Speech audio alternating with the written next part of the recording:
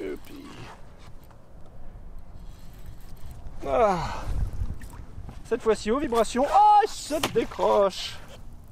Un peu plus gros, mais pas non plus un monstre.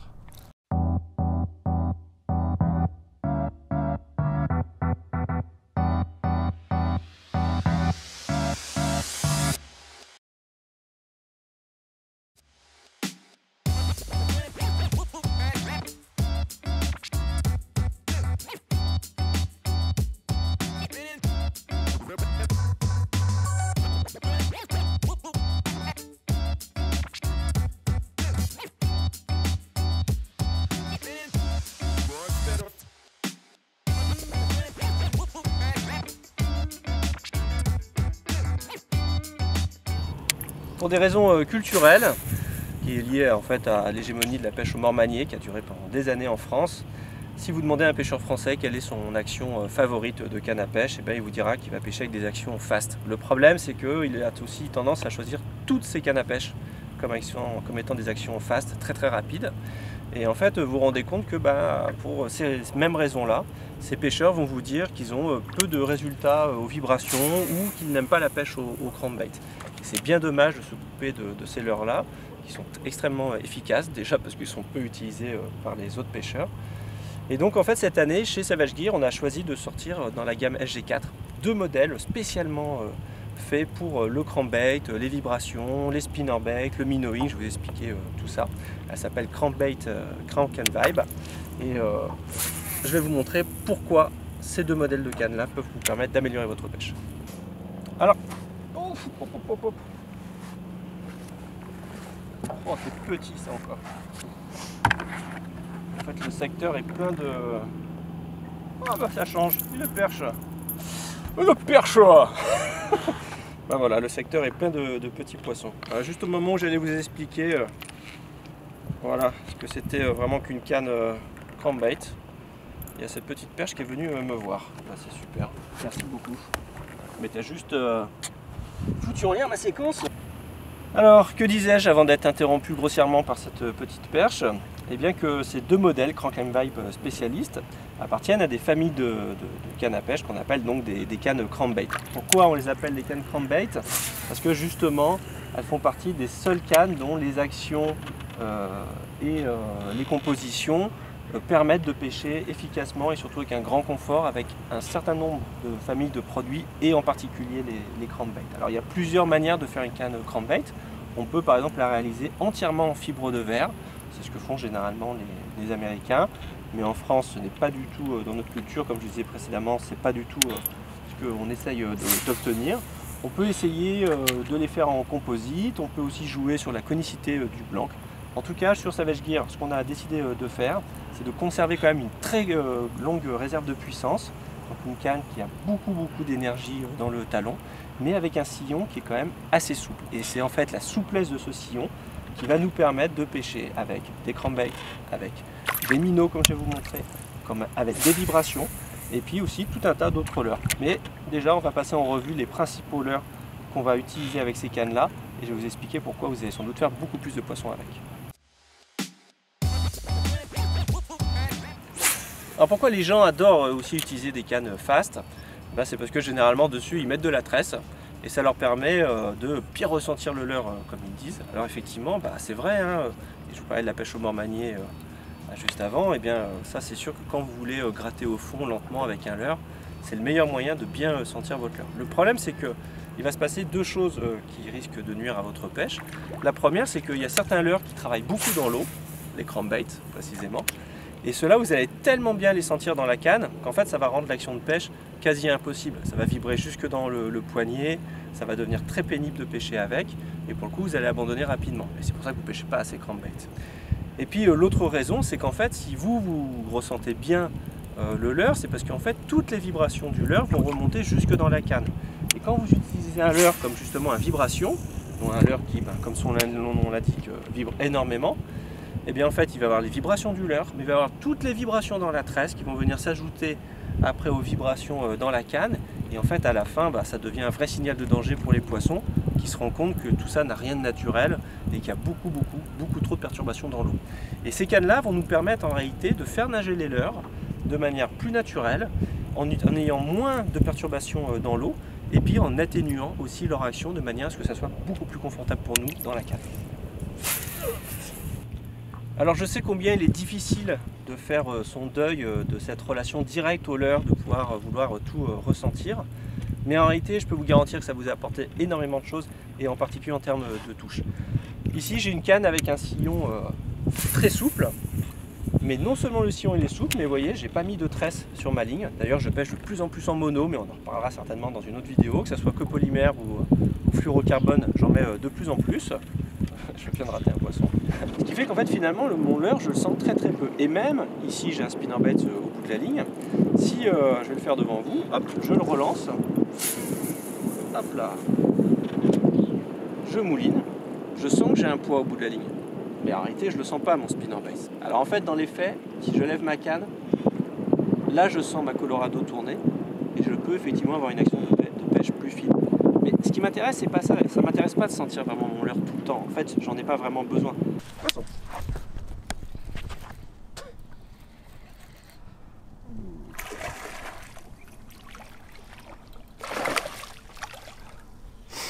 Je sens que c'est pas aujourd'hui qu'on va battre notre record.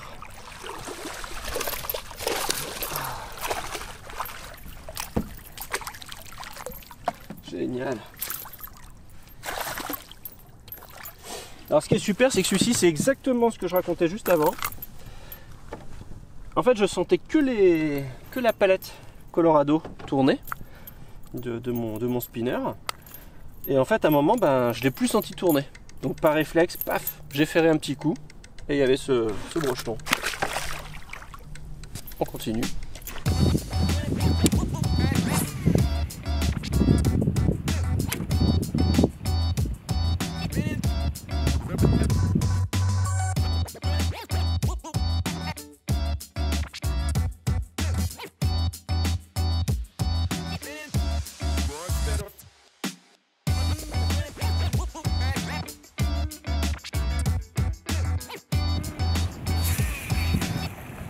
Alors je continue ma dérive. Précédemment, je pêchais avec les nouveaux petits grammages de Dabush. Donc j'avais pris le modèle de 7,24 grammes. Et puis là, il y a un tout petit peu plus de profondeur. Il y a toujours des herbiers. Mais j'ai changé cette fois-ci pour la 12,32 grammes, donc un petit peu plus puissante. Et en fait, ça m'arrange bien, car ça va me permettre de mettre mon Fat Vibe avec ce petit coloris là comme ça, bien doré. Quand il y a du soleil, c'est parfait. Et ça va me permettre d'exploiter un autre avantage de ces cannes, c'est qu'en fait il faut savoir que toutes ces cannes crankbait sont des cannes qui lancent extrêmement bien, extrêmement loin. Alors en réalité, contrairement à une idée reçue, ce qui lance vraiment très très loin, c'est les modèles en fibre de verre. Mais elles sont très très lourdes et elles sont très désagréables à utiliser. Alors en fait, ce qu'on a fait, c'est qu'on a essayé de reproduire, comme je vous l'ai dit tout à l'heure, les qualités d'une canne crankbait fibre de verre avec des éléments de carbone plein et avec beaucoup de réserve de puissance dans le talon, mais aussi avec du composite dans le sillon. Alors quel avantage ça me donne? Vous voyez, wow, ça part comme un missile, ça part vraiment très très loin, mais par contre je garde la précision, parce que le problème de la fibre de verre, c'est que la fibre ne reste pas en ligne quand on lance, et on perd beaucoup en précision. Et en France, le problème, c'est qu'on ne pêche pas que des grands lacs comme ça, on n'est pas à 1 mètre près. Bah, parfois les gens, ils ont besoin de lancer avec beaucoup de précision, et avec ce sillon en composite, et bien en fait j'arrive à pouvoir lancer très précisément où je veux, et avec des distances énormes. Et vous voyez ici, quand on pêche aux vibrations, où on pêche en fait à toute allure, j'ai un moulinet avec un fort ratio, vous voyez à quelle vitesse, à quelle distance j'arrive à le lancer, hop, et surtout à quelle vitesse j'arrive à le ramener au bateau. Et là évidemment ça vibre très très fort au bout de la canne. Donc si j'avais une canne d'action fast, je la sentirais beaucoup trop dans le sillon, il y aurait beaucoup trop de vibrations dans la ligne, les poissons auraient peur, moi ça serait désagréable pour moi pour pêcher. Et en plus je raterais des poissons à la touche, parce qu'en réalité le contact serait trop direct avec le pêcheur, et à la touche en fait, le leurre serait en fait arraché de la gueule du poisson. Hop, et bah le voilà, poisson, vous voyez. Oh là là, cette pêche est trop magique. Ah, l'image qui allait avec les explications. Et bah pour le coup, je vais continuer, tout simplement. Vous voyez, c'est exactement ce que je vous disais. En réalité, le vibration va vibrer très très fort dans l'eau. Moi, je ne le sens pas, j'ai tout le confort de l'action de pêche. Le poisson peut aspirer le leurre comme il le souhaite, il n'y a pas de problème. Moi j'ai ressenti la touche sans aucune difficulté et je peux comme ça explorer de très très grandes distances et pouvoir essayer de découvrir les secteurs productifs. Donc là, on va couper la vidéo, je vais marquer le secteur, on passera dessus avec un autre leurre je pense.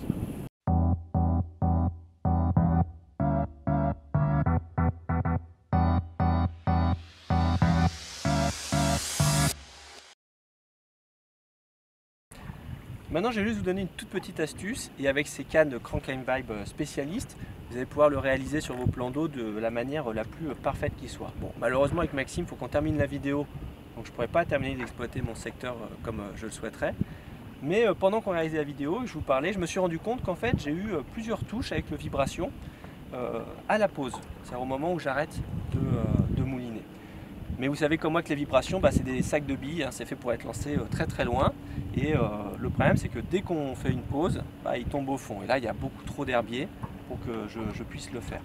Donc en fait ce que je vais faire, c'est que je vais m'emparer d'un Gravity Twitch, qui est en fait un jerkbait, et je vais l'utiliser pour faire ce qu'on appelle du minnowing. Alors peut-être qu'en France vous n'entendez jamais parler de minnowing, mais c'est l'une des raisons pour laquelle on vous parle de ces cannes aujourd'hui.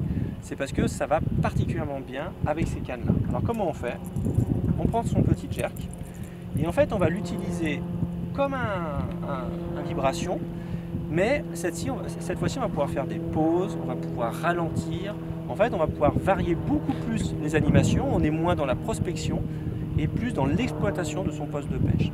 Donc je suis revenu sur ma canne initiale, sur la 724 grammes, celle que j'utilisais pour le spinnerbait. J'envoie mon Gravity Twitch, en plus ça part bien parce que ces cannes là lancent très bien, mais cette fois-ci je vais pouvoir pêcher plus lentement. Alors là, évidemment, c'est pourquoi on appelle ça du minnowing, parce que justement, on ne jerk jamais son leurre. On mouline tranquillement, on fait des pauses. Si vous voulez le jerker un coup, hein, c'est pas parce que c'est une canne crankbait qu'elle ne peut pas le faire. Mais c'est pas le but du jeu. Le but du jeu, c'est de mouliner doucement, rapidement.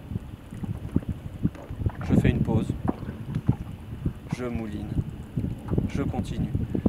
Et en fait, mon minnow est devenu un genre de vibration, mais beaucoup plus discret, beaucoup plus lent, avec finalement beaucoup plus de polyvalence. Et ça, je vous garantis qu'une fois que vous avez trouvé un secteur, par exemple aux vibrations comme on vient de le faire précédemment, et que vous l'exploitez bien comme il faut avec votre jack derrière, vous allez pouvoir vraiment faire du poisson, et de vous à moi, la moyenne peut être encore meilleure. Et ben voilà, parvenu au bout de cette très très longue dérive sur le lac, vous avez vu qu'avec mes cannes Crank & Vibe spécialistes, on a pu exploiter pas mal de leurres et faire pas mal de choses finalement. J'arrive sur une cassure avec au pied de la cassure pas mal d'herbier. Donc je vais mettre, c'est quand même l'essence même de la pêche avec ce type de canne, je vais mettre quelques petits coups de crankbait. Pour dire la vérité, je ne vais pas rester très longtemps parce que je pense que c'est pas ce qu'il y a de mieux à faire aujourd'hui, mais je vais essayer d'exploiter ce fond d'herbier.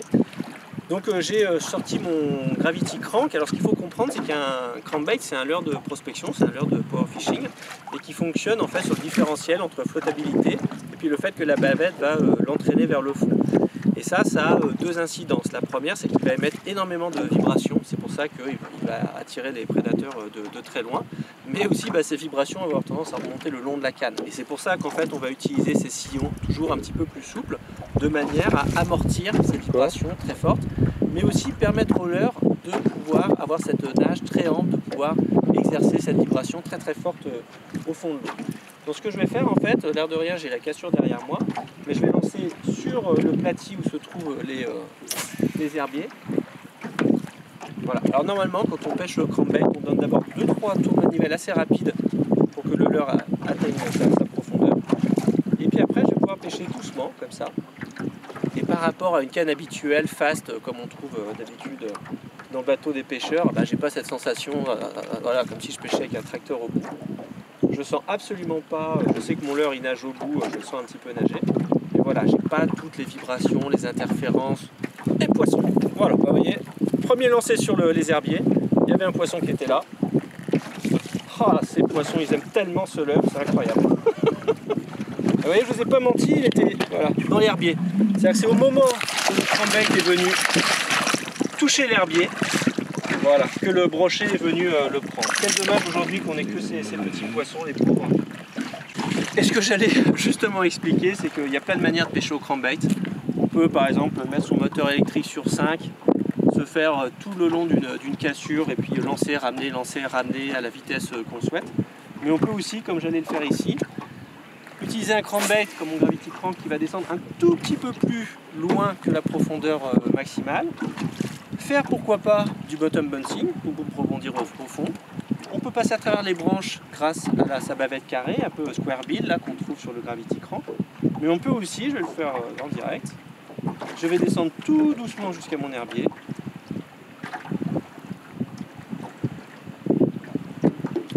Et dès que je l'ai trouvé, je l'ai senti, tac, j'arrête de mouliner.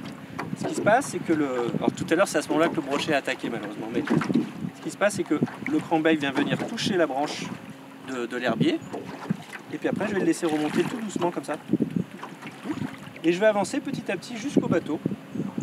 Et généralement, s'il y a un poisson qui est logé dans l'herbier, il finit toujours par venir prendre.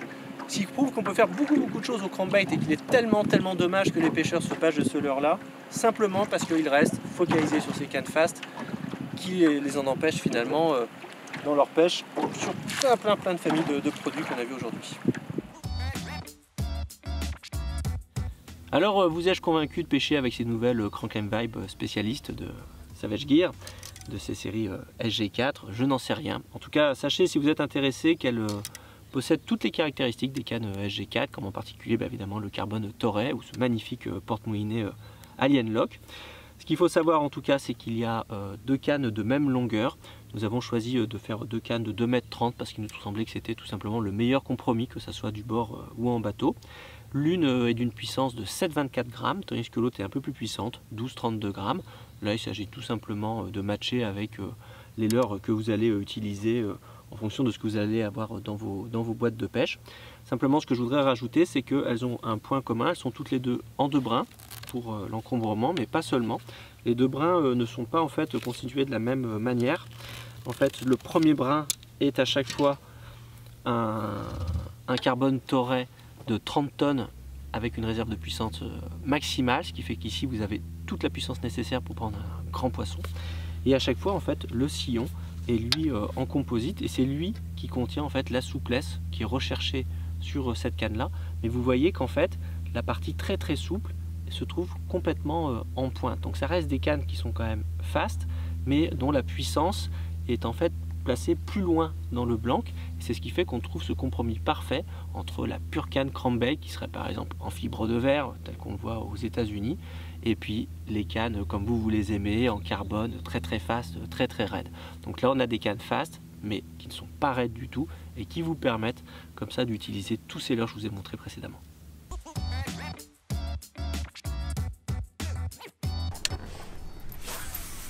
Ah, je crois que le vieux là-bas il va se suicider. Mais je sais passer à côté de lui, ça fait 2 heures qu'il prend rien. Le pauvre homme.